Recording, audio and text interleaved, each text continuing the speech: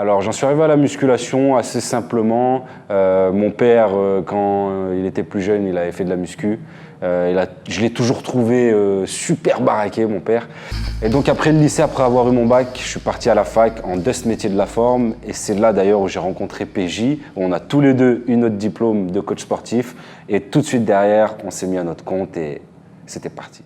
Après, une petite anecdote sur Alex, donc à la fac, c'est qu'il s'est pété les croisés. Enfin, il a eu une rupture du ligament croisé antérieur, je crois, pendant qu'on était à la fac et il devait passer ses examens. Et genre, la semaine où il a eu le droit de refaire du sport, il a passé son examen. C'est-à-dire que pendant 6-7 mois, il n'a pas pu s'entraîner. C'est un examen, en plus, c'était chorégraphié, donc c'est-à-dire il faisait un peu de la danse sur un step et tout. Et franchement, personne ne pensait qu'il l'aurait. C'était quand même un examen assez dur. Tu vois, il y avait 2 tiers, on va dire, des gens qui validaient.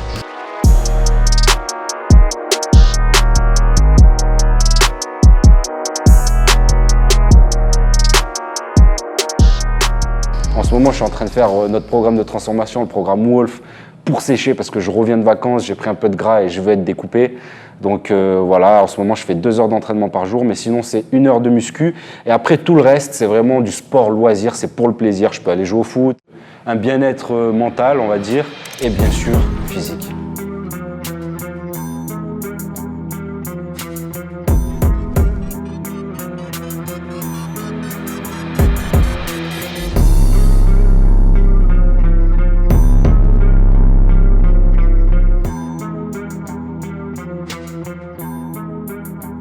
Mais le reste de la journée, il reste le repos, il reste l'alimentation qui est super importante.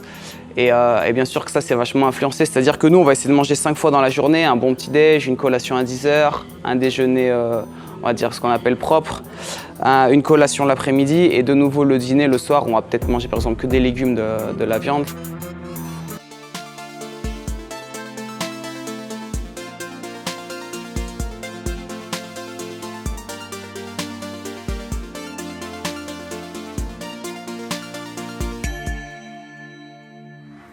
Bon, moi, c'est Alex, c'est qui est Antar.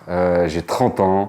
Je fais de la musique depuis plus de 10 ans. En général, j'essaye d'apporter pas mal de touches afro-caribéennes.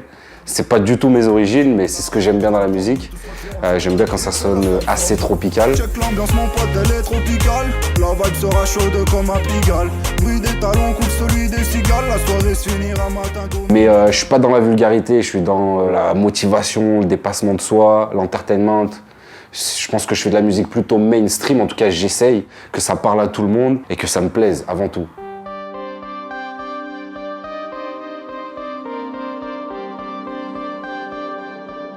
J'ai le même matériel depuis le début. J'ai mon micro, j'ai ma carte son, j'ai mon ordinateur et j'ai besoin que de ça. Alors pour mettre un son sur YouTube, un clip en tout cas sur YouTube, la première chose c'est d'avoir l'instru. Dès que j'ai choisi l'instru, j'écris. Dès que j'ai écrit, j'enregistre. Dès que le son est enregistré, on l'envoie au mix. Pendant ce temps, on réfléchit au clip. Dès que je reçois le mix ou même avant parfois, je vais clipper. Petit à petit, les gens se sont mis de plus en plus à s'intéresser à ce que je faisais parce que bien sûr avant d'écouter ma musique, ils avaient déjà les a priori, ils me connaissaient en tant que sportif, donc ça a été compliqué d'installer ça. Et puis petit à petit, les mêmes qui me critiquaient commencent à aimer, à m'envoyer des messages. Ça montre qu'il faut continuer, il ne faut pas lâcher. Alors maintenant, si je devrais parler d'un clip ou d'un son que je préfère, On le rêve et Oyo, j'aime beaucoup ces 2 sons qui n'ont rien à voir l'un avec l'autre, mais j'aime beaucoup ces 2 sons. Et le clip, je dirais Drive. Je voulais pas devenir pro au ballon. Je voulais la force du daron. Être patron des patrons, des parts et des actions. Pas demander pardon. Je voulais pas devenir pro au ballon. Je voulais la force du daron. Être patron des patrons, des parts et des actions. Pas demander pardon. Alors moi c'est Alex, Alexandre Villani, j'ai 30 ans, je suis coach sportif, youtubeur, chanteur, acteur, designer. À peu près.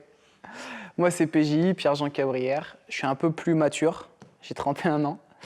Pareil, youtubeur. Je fais tout la même chose sauf le rap. On se connaît depuis 2008, on s'est rencontrés à la fac de sport de Villeurbanne. Et à partir de 2011, je crois, on s'est associés, on a monté premier site web ensemble. Parce qu'on avait la même vision, les mêmes ambitions. Nous, on a démarré sur YouTube, on a créé la chaîne en 2012. où on a commencé à mettre 75 vidéos dessus qui étaient filmées à l'iPhone, vraiment rapide, et c'était pour nos clients. Fin 2013, début 2014, ça a commencé à bien marcher. Donc sur la chaîne Bodytime, on met que des vidéos qui ont rapport avec soit le fitness, soit la musculation. Actuellement, on a pas loin d'1 million d'abonnés sur YouTube. On doit être à 950 000. Salut à tous, nouvelle vidéo, on vous a préparé un truc de fou, on vous explique tout ça. Ok, c'est parti pour le training. Donc pour PJ, ça va être juste un petit test. Il veut retester les 60 kilos au pec. Je pense en 2015, on a décidé de créer aussi notre chaîne YouTube où là, on s'est dit c'est plus pour mettre ce qu'on aime en dehors de la musculation et du fitness.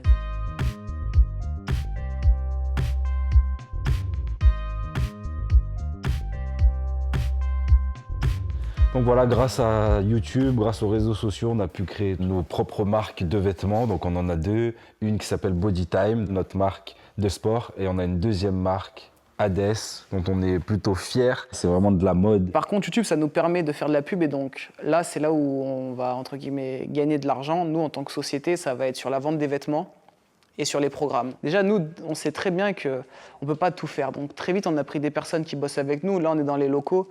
Il y a des personnes qui gèrent avec nous les envois, des personnes qui gèrent avec nous les réseaux sociaux, les influenceurs, tout ça. Parce que même qui gèrent le montage vidéo, c'est impossible de tout faire. Et si on veut être bon, il faut savoir déléguer. Et c'est très vite ce qu'on a fait. Des projets futurs, on en a à l'appel. Après, ce qui est le plus difficile pour nous, c'est de savoir quoi faire, quand. Dans quel ordre de priorité, mais des projets on en a énormément, que ce soit dans l'audiovisuel, dans les projets de vidéos, de concepts, voilà, de parfums, de bijoux. Je dis des choses au hasard, mais tout est vrai ou tout est faux, je sais pas, mais